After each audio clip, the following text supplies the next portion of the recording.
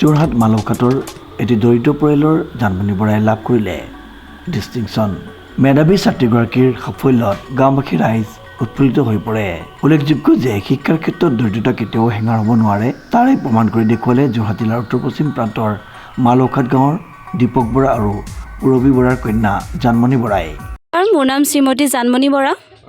হয়, মই মালৌঘাট উচ্চতৰ মাধ্যমিক বিদ্যালয়ৰ পৰা 2026 বৰ্ষৰ মেট্ৰিক পৰীক্ষাত উত্তীৰ্ণ হৈছোঁ। খুবেই ভাল লাগিছে, এক বুজাব নোৱাৰা অনুভৱ হৈছে মোৰ আজি। সঁচাকৈ মই মোৰ মা দেউতা, মোৰ শ্ৰদ্ধাৰ শিক্ষাগুৰু, মোৰ গাঁওবাসী সকলোকে মই আনন্দিত কৰিব পাৰিছোঁ। সেইকাৰণে মোৰ মন নিশ্চয় আনন্দিত হৈ পৰিছে। সেয়াই। তোমাৰ পৰৱৰ্তী পৰিকল্পনা? মই এতিয়া ভাবিছোঁ মই বিজ্ঞান শাখাতে এডমিশ্যন ল'ম বুলি। যিহেতু মোৰ বিজ্ঞান বিষয়টোৰ প্ৰতি অকণমান মই বেছি ভাল পাওঁ, মানে বিজ্ঞান গণিত মোৰ বহুত ভাল লাগে, আৰু সেইবাবে ভাবিছোঁ মই ছায়েন্সতে এডমিশ্যন ল'ম। কিমান নম্বৰ পাইছা তুমি? মই আছামিছত পাইছোঁ 88, ইংলিছত পাইছোঁ 80, জেনেৰেল মেথমেটিক্সত পাইছোঁ মই 98, ছায়েন্সত পাইছোঁ মই 88, আৰু ভূগোলত পাইছোঁ মই 94, আৰু ছ'চিয়েল ছায়েন্সত পাইছোঁ মই 93। মোৰ পাৰ্চেণ্টেজ 90.17।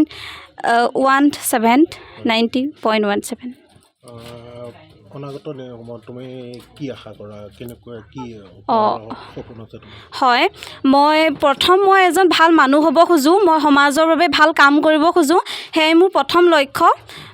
যিহেতু মই বিজ্ঞান শাখাতে এডমিশ্যন ল'ম বুলি কৈছোঁ, গতিকে মই বিজ্ঞানৰে কিবা লাইন এটা চাম। মোৰ এতিয়ালৈকে কোনো নিৰ্ধাৰিত লক্ষ্য নাই যে মই আমুকেই হ'ম বুলি, কিন্তু মোৰ মানে প্ৰতিশ্ৰুতি আছে যে মই সমাজৰ কাৰণে ভাল কৰিম। দেউতা এজন কৃষক? মোৰ দেউতা এজন কৃষক। তেখেতে মোক খুব কষ্ট কৰি পঢ়াইছিলে। আচলতে মই সেইটোৱে ভাবিছিলোঁ যে মা দেউতাক যদি মই সুখী কৰিব পাৰোঁ, মোৰ যদি ছাৰ বাইদেউসকলে দেখা সপোনবোৰ মই পূৰাব পাৰোঁ, মোৰ গাঁওবাসীক যদি মই আনন্দিত কৰিব পাৰোঁ, তাতকৈ মোৰ কাৰণে চাগে সুখৰ একোৱেই হ'ব নোৱাৰিব। সেইকাৰণে মই কষ্ট কৰিছিলোঁ। মালৌঘাট উচ্চতৰ মাধ্যমিক বিদ্যালয়ৰ ছাত্ৰী জানমণিয়ে আজি ঘোষণা হোৱা হাইস্কুল শিক্ষান্ত পৰীক্ষাত ডিষ্টিংশ্যন সহ 90.17% মুঠ 541 নম্বৰ লাভ কৰিবলৈ সক্ষম হয়। আজি হাইস্কুল শিক্ষান্ত পৰীক্ষাত কেণ্ডিডেট জানমণি বৰাৰ দেউতাক। মই মানে সৰুভাৱে খেতিও কৰোঁ, আৰু হাজিৰা কাম কৰি আমি মানে ঘৰ তেনেকৈ চলাই আছোঁ। মই বিশেষকৈ খুব আনন্দিত হৈছোঁ যে তাইক খুব কষ্ট কৰি যিটো মানে ফল পাইছে। আমি ধৰক 7টামান বজাৰ পৰা তাইক কেতিয়াবা পঢ়ে, ৰাতি 3টা 4টালৈকে কেতিয়াবা মানে পঢ়ে। তাই মানে পঢ়োঁতে চুলি পকি গৈছিলেগৈ। সেই অনুক্ষে আজি যিটো ৰিজাল্ট কৰিছে, সঁচাকৈ আমি মানে বহুত সুখী।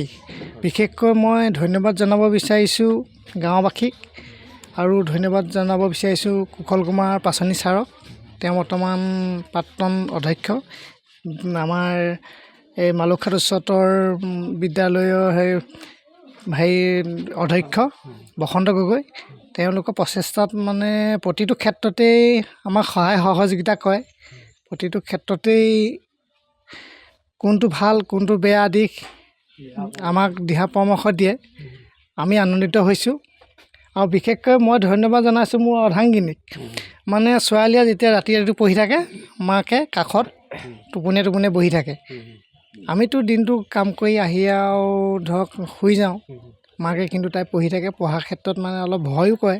ৰাতি যেতিয়া নিজান হ'ব, তেতিয়া মাকে কি কৰে, টোপনিয়াই বহি থাকে।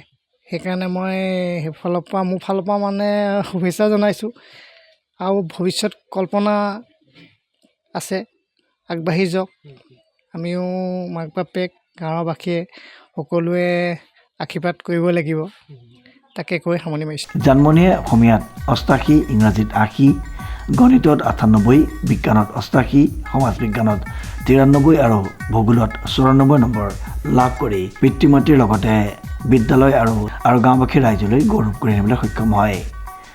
আজি জানমণি বৰাই আমাৰ মালৌঘাট অঞ্চললৈ হাইস্কুল শিক্ষান্ত পৰীক্ষাত ডিষ্টিংশ্যন সহ পাছ কৰিছে। তেখেত একেবাৰে দুখীয়া পৰিয়ালৰ ছাত্ৰী হয়।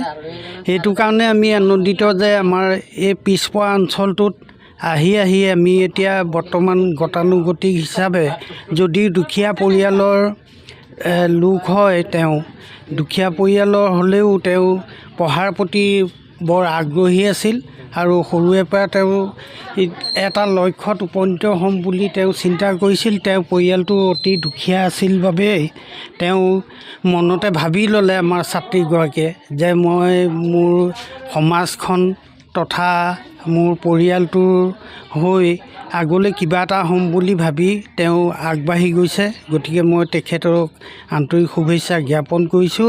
উল্লেখযোগ্য যে জানমণিৰ পিতৃ এগৰাকী কৃষক আৰু দিন হাজিৰা কৰা লোক আৰু মাতৃ এগৰাকী গৃহিণী।